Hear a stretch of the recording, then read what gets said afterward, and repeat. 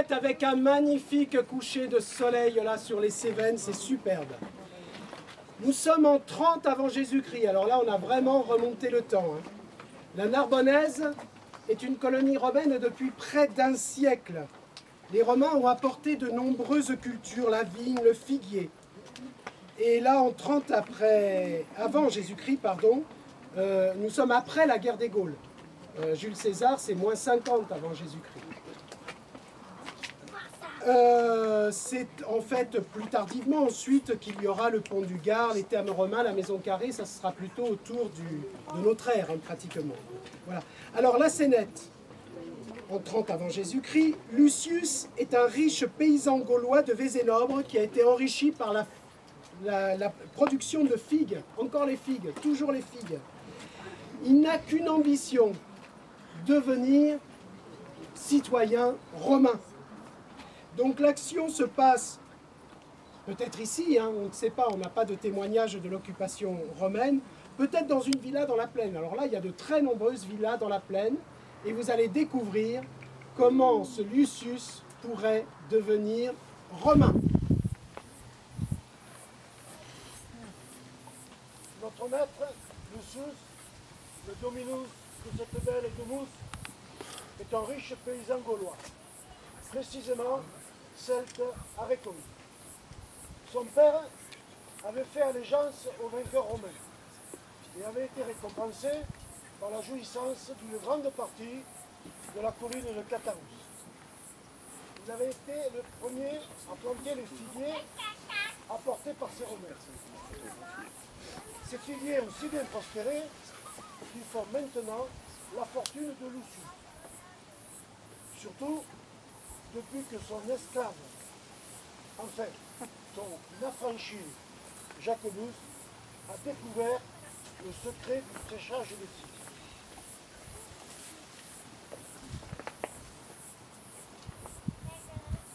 Maintenant, Lucius, lui, ambitionne un pouvoir parmi les premiers de la Narbonnaise. Pour l'accompagner dans son cursus novum, il a besoin de l'aide du marchand romain Flavius. Il pense qu'un mariage entre leurs enfants facilitera sa promotion sociale. Six Pax Romana Erat. Et oui, c'est ainsi la Pax Romana.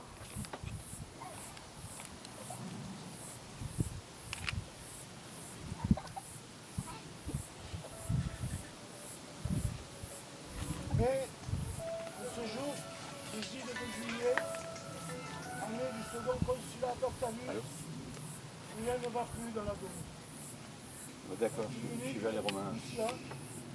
Mon élève Je suis vers les Romains. Céleste mourit Ok, à tout de suite. depuis que son père a violemment chassé son amoureux, le pape Marcus. Peut-être, ce n'est tout de même pas aux bêtes sauvages que je vais te donner. Il s'appelle Flavius Catus. C'est le fils de mon très cher ami, le marchand qui vend le produit à Rome. Flavius le jeune va ouvrir un comptoir à Némosus. Tu as de la chance, ma fille, de ne pas habiter à plus de 20 000 de tes parents. Et Némosus est une très belle ville. On dit que Octave a des projets pour l'embellir. Flavius le jeune sera chez nous ce soir.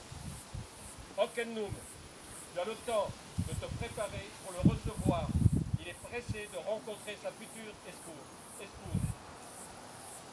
Fais-toi belle et honore ton père. Dixit. Mon père, vous n'avez pas le droit. Mania, emmène-moi dans la forêt. Je veux vivre avec les vestages qui font de la maille. Ils se marient pas, hein. Mais enfin, tout de même, tu ne vas pas rester vierge toute la vie. Mais c'est pas grave. Mais puis, tu ne peux pas être une vestale. Toutes les filles ne sont pas des vestales. Je vais aller voir le druide. Il est hors de question que tu sortes de cette maison.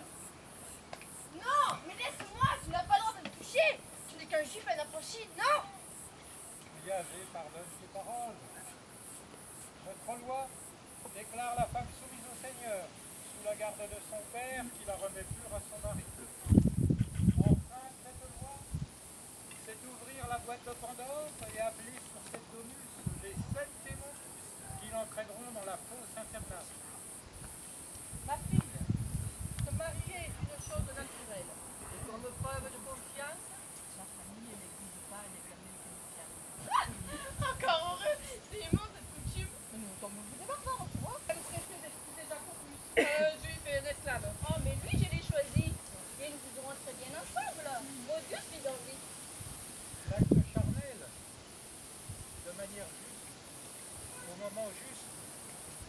personne est un rite né à Yalta. Alors les matrones, cessez de vous chamailler. Pourquoi faire intervenir ces puissances obscures dans ce qui relève de l'ordre naturel? Et selon Hippocrate et Esculape, voilà notre ami le druide. Allez.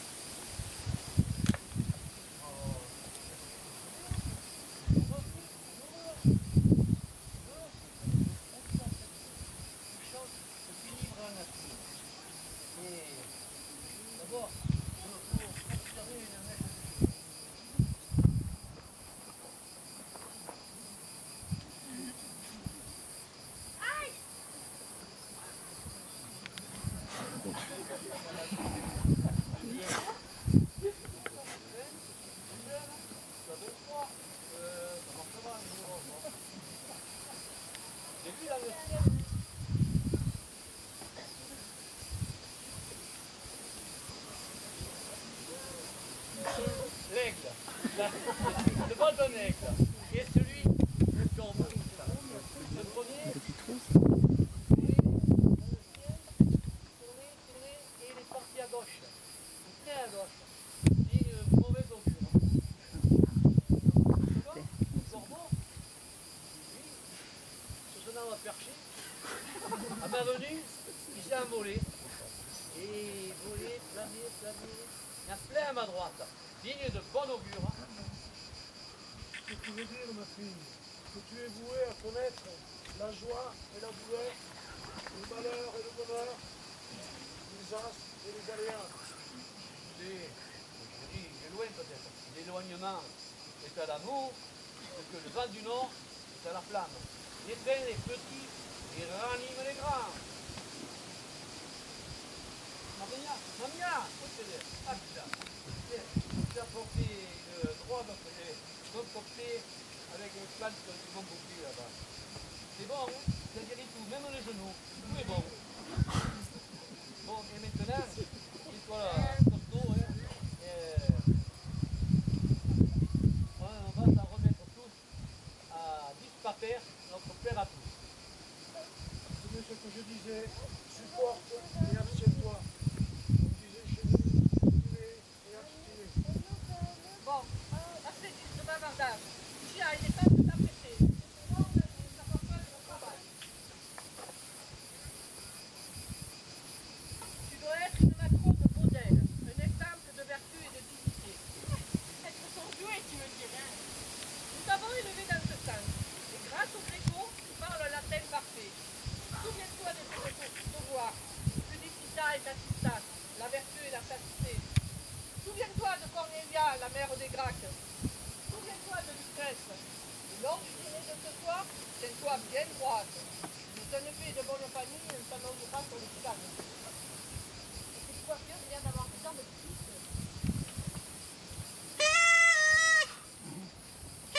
Eques Romanus! Alia, Doctores!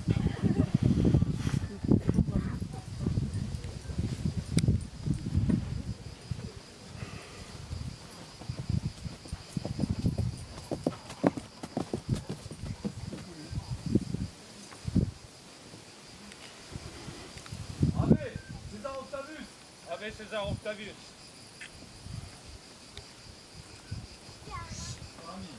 Dans Neptune, te voilà de retour, mon très cher ami. Sois béni de nos dieux ténacres. Oui! Grâce à Neptune, notre bateau est arrivé de Rome sans encombre, avec à son bord une cargaison d'amphores de vin de Capoue. Et grâce à Mercure, nous allons pouvoir le recharger avec des productions de la verte florissante narbonensis qui sont très appréciées dans la capitale. Les figues séchées de Vézénobres, les caricaées, se vendent 10 fois plus que celles de Corinthe ou de Sicile. Les affaires marchent bien. Ah oui, les trusses et les escargots se vendent comme des petits panicules. Et les tétines de porc? Les tétines de porc, mais c'est de l'or rose, roséum, auréa. Entrons. Merci.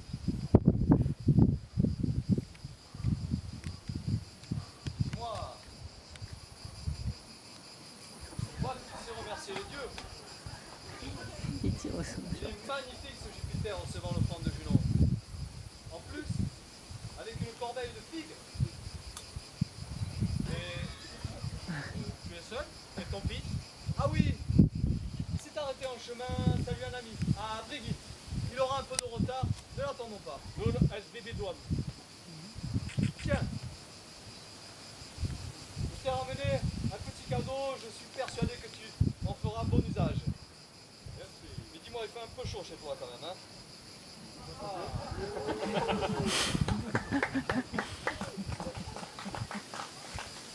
Ah.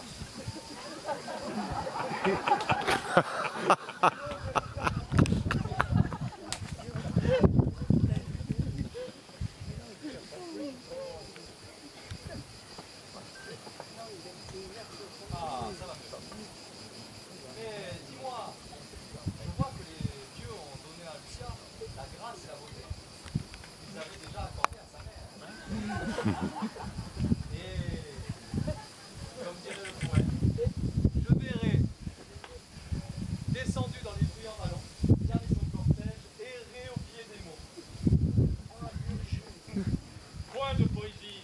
Goûtez ce rôti de Loire, laqué au miel de lavande, une spécialité de ma belle-mère, la Novercamea.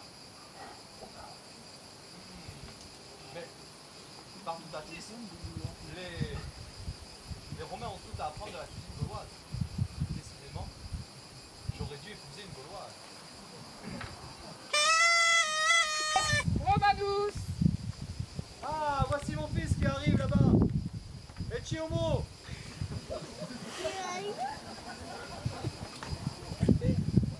Mon fils, je vais enfin pouvoir vous le présenter. Vous allez voir comme il est beau, il verra à coup sûr à lui. Viens mon fils. Rejoins-nous. Caprice! Non, Caprice, c'est mon fils! Jacobi, c'est mon fils! Caprius, mais c'est mon Caprius. Il est bon notre fils! Mais c'est mon fils. Que se passe-t-il? Dis-moi. Nourrisson, Caprius, nous retrouvés parmi les chênes. C'était après le passage du chêne du prisonnier Gabal jusqu'à Rome. C'était à la fin des guerres de Jules César. Sa mère, prisonnière, venait de décéder.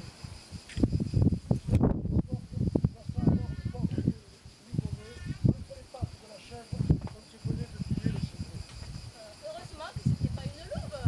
Tu comprends? Tel Jupiter nourri par la chèvre amalpée. Tu couplais tout le film.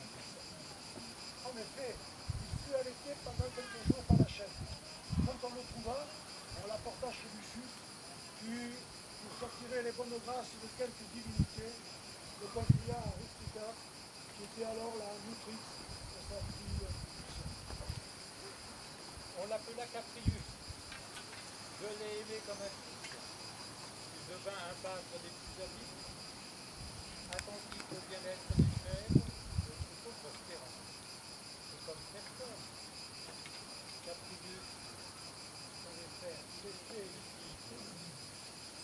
Je l'ai instruit avec la petite Lucia, un élève remarquable. Il devint un bel homme, et Lucia en tomba follement amoureuse. Mais c'était un esclave, Servus erat. Et quand Lucius découvrit l'idée redescente, il chassa violemment Caprius de sa maison. Dura Alex. C'est Lex. Je comprends tout. C'est à ce moment-là qu'il nous a sauvé la vie lors d'un incendie, ma femme et moi-même. Alors, nous avons tout naturellement décidé de l'adopter.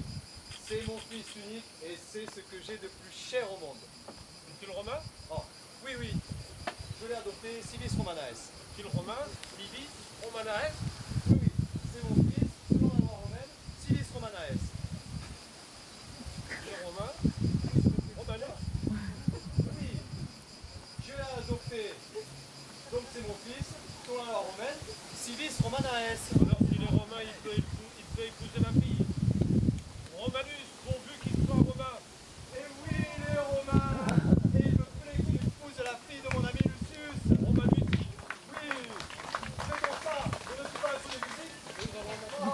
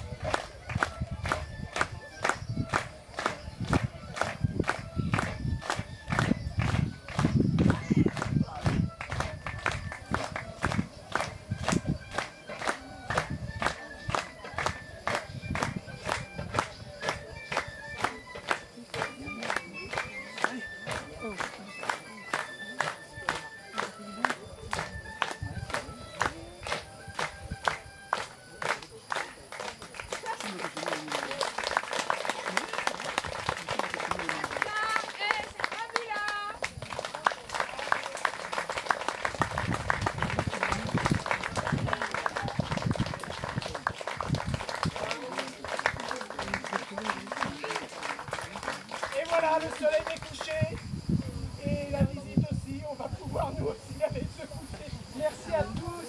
J'espère que ça vous a plu. Vous avez vu, chacun y a mis tout son cœur.